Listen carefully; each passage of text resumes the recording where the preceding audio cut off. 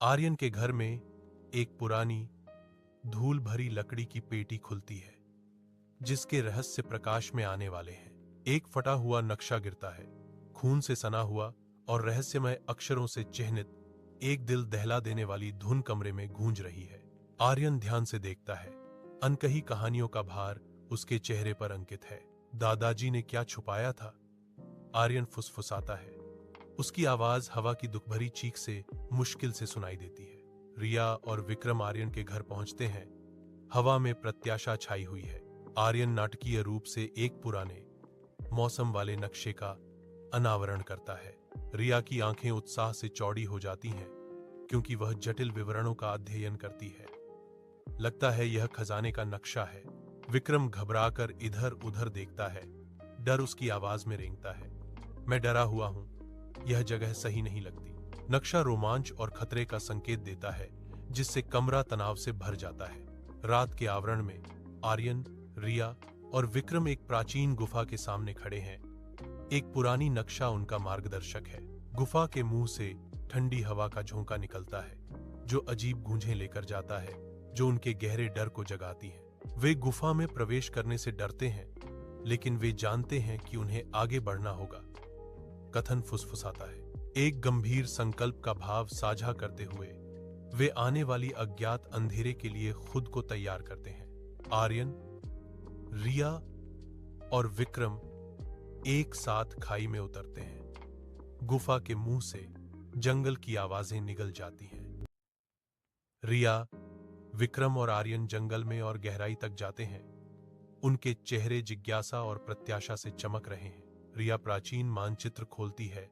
उसकी उंगलियां धुंधली रेखाओं का पता लगाती हैं। देखो, मानचित्र पर कुछ लिखा है। विक्रम आगे झुकता है। उसकी आवाज उत्सुकता से भरी हुई है। यह क्या कहता है? रिया की आवाज में बेचैनी है क्योंकि वह जोर से पढ़ती है। सूर्यास्त से पहले नदी पार करो। आर्यन पूछता है, या क्या होगा? नदी के किनारे डूबता सूरज आकाश को आग की लपटों में नहलाता है। जैसे ही तीनों साथी आते हैं, आने वाले खौफ से अनजान, पानी के किनारे एक भूतिया आकृति प्रकट होती है। शाम की शांति के खिलाफ उसका रूप धुंधला और भयानक है। विक्रम की आंखें डर से फैल जाती हैं। उसकी आवाज कांपती है क्योंकि वह हकलाता है, क्या? वह क्या है? भूतिया आभास से एक भयावह आवाज गूंजती है। एक गंभीर भाग्य का वादा करती है, फिर तुम अंधेरे में फीके पड़ जाओगे। हवा भय से भारी हो जाती है क्योंकि भूतिया आकृति मंडराती है, लंबी छायाएं डालती है जो फीकी रोशनी में खतरनाक तरीके से नाचती है। शाम नदी के किनारे उतरती है जैसे ही एक तेज हवा चलती है जो पेड़ों से होकर गुजरती है। एक भयानक भूत प्रकट होता है। उसका चेहरा आधा जला हुआ और एक भयानक मुस्कान में मुड़ जाता है। आर्यन अविश्वास और दहशत में घूरता है। तुम कौन हो? वह चिल्लाता है। उसकी आवाज कांप रही है। भूत और चौड़ा मुस्कुराता है।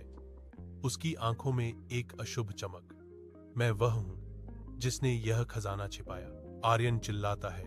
भूत से पीछे हटता है। रिया, विक्रम और आर्यन दिन के उजाले में एक जर्जर हवेली का सामना करते हैं जिसकी अंधेरी खिड़कियां खाली आंखों की तरह हैं। रिया हिचकिचाती है। उसकी आवाज बेचैनी से भरी हुई है। क्या आपको यकीन है कि हमें अंदर जाना चाहिए? यह जगह मुझे सही नहीं लग रही है। आर्यन आत्मविश्वास से उसकी आशंकाओं को खारिज करता है। अरे चलो, डरो मत, यहीं हमें खजाना मिलेगा। विक्रम की आशंका बढ़ती है जो रिया की बेचैनी को दर्शाती है। मुझे भी लग रहा है कि कुछ गड़बड़ है। आर्यन, हवेली खड़ी है। उनके साहस के लिए एक मौन चुनौती अपने क्षयकारी दीवारों के भीतर या तो भाग्य या खतरे का वादा करती है। सूर्य का प्रकाश लंबी छाया डालता है जिससे हवेली का डरावना माहौल बढ़ जाता है क्योंकि दोस्त अपने अगले कदम पर बहस करते हैं। प्राचीन हवेली की धूप में धूल के कण नाचते हैं। हर सतह पर जाले चिपके हुए हैं जो समय के बीतने का मूक प्रमाण है। रिया, विक्रम और आर्यन क्षय के बीच खड़े हैं। उनके भाव जिज्ञासा और आशंका का मिश्रण है। रिया की आंखें चौड़ी हो जाती हैं क्योंकि वह एक पुरानी डायरी निकालती है। जिसके पन्ने उम्र के साथ भंगुर हो गए हैं। देखो, मुझे एक डायरी मिली, रिया ने कहा। उसकी आवाज विशाल शांत स्थान में गूंज रही थी। जोर से पढ़ते हुए रिया एक रहस्यमय संदेश प्रकट करती है। डायरी कहती है, खजाना सोने का नहीं बल्कि पापों का है। विक्रम का चेहरा पीला पड़ जाता है। आर्यन, चलो यहां से निकलें, यह जगह ठीक नहीं है। आर्यन तहखाने में उतरता है। भारी ताला क्लिक करके खुलता है, जिससे रात में अनदेखी ताकतें निकलती हैं। अब जब मैं इतना करीब हूं, मैं पीछे नहीं हटूंगा, आर्यन घोषणा करता है। उसकी आवाज सीमित स्थान में गूंज रही है। तहखाने में जोरदार कंपन होता है। धूल और मलबा गिरता है, क्योंकि प्राचीन संरचना भारी दबाव में कराहती है। एक ठंडा लाल तरल दीवारों से रिसने लगता है, जो पत्थर को आतंक की धारियों से रंगता है। विक्रम की चीख अराजक शोर को भेदती है। तहखाने के आतंक के बढ़ने पर आदिम भय की कच्ची अभिव्यक्ति। रिया की डरावनी चीख विक्रम की चीख के साथ मिल जाती है, जो तहखाने के हिंसक उथल पुथल में खो जाती है। प्राचीन गुफा के खुले मुंह के सामने आर्यन, रिया और विक्रम खड़े हैं। उनके चेहरों पर उत्साह और आशंका का मिश्रण अंकित है। गुफा का प्रवेश द्वार मंडराता है, रहस्य का वादा करता है और अनदेखे खतरों का संकेत देता है। आर्यन मशाल पकड़ता है। उसकी टिमटिमाती रोशनी ही बढ़ती हुई अंधेरे के खिलाफ एकमात्र चुनौती है। मशाल की रोशनी नाचती है, लंबी विकृत छायाएं डालती है, जो गुफा के खुरदरे उम्र से बने मुखौटे पर खेलती हैं। उनके बीच एक साझा नजर जाती है, जो अज्ञात की मौन स्वीकृति है, जो अंदर इंतजार कर रहा है। तीनों कुछ देर के लिए हिचकिचाते हैं, फिर साहसपूर्वक अंधेरे में कदम रखते हैं। मशाल रास्ता दिखाती है। गुफा के हृदय में एक भव्य कक्ष खुलता है, जो अनकही रहस्यों और भूली हुई विद्या का वादा करता है।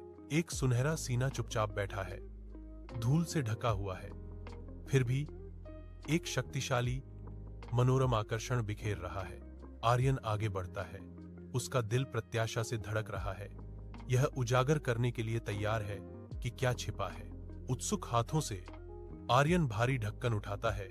सदियों की नींद के बाद छाती चरचराती हुई खुलती है।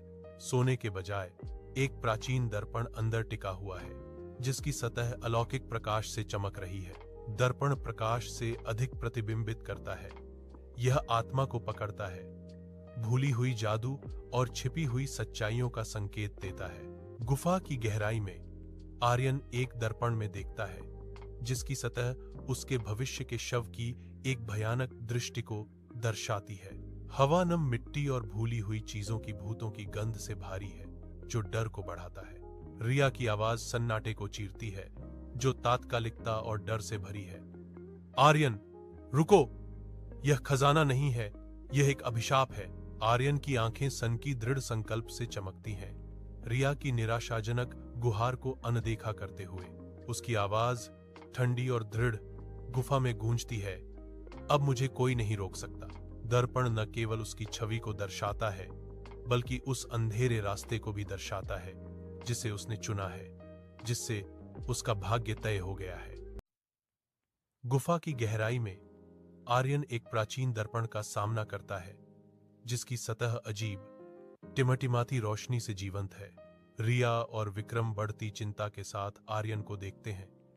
उनके भाव खौफनाक चमक को दर्शाते हैं। एक अचानक चौंकाने वाला मोड़ आर्यन दर्पण में गायब हो जाता है।